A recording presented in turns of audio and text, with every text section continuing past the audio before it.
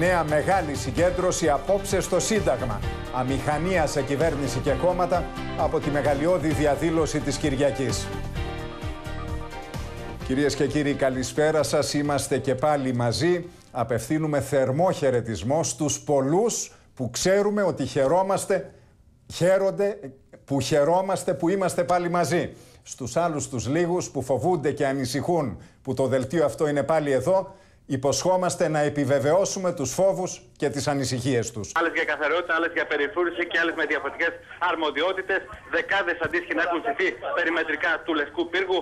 Κάποιοι από αυτούς έχουν αναρτήσει και ένα πανό πάνω στο Λευκό Πύργο με μεγάλα κόκκινα γράμματα, στο οποίο αναγράφεται «Δεν πωλείται». Πάμε στον κύριο Γιώργο Τράγκα τώρα να τον καλησπερίσω. Κύριε Τράγκα, παρακαλώ. Καλή αρχή και πάλι. Καλή αρχή και καλό κουράγιο. Και να πάμε πλατεία. Ξαναλέω πριν κάνετε το σχόλιο σας ότι σε αυτούς που χαίρονται και είναι οι πολλοί που είμαστε πάλι εδώ, υποσχόμαστε να τους κάνουμε χαρούμενους με ένα ανεξάρτητο και μαχητικό δελτίο. Στους άλλους, τους λίγους που δεν χαίρονται, υποσχόμαστε να επιβεβαιώσουμε τους φόβους και τις ανησυχίες τους για σκληρή κριτική. Το σχόλιο σας, κύριε Τράγκα. Πάμε πλατεία.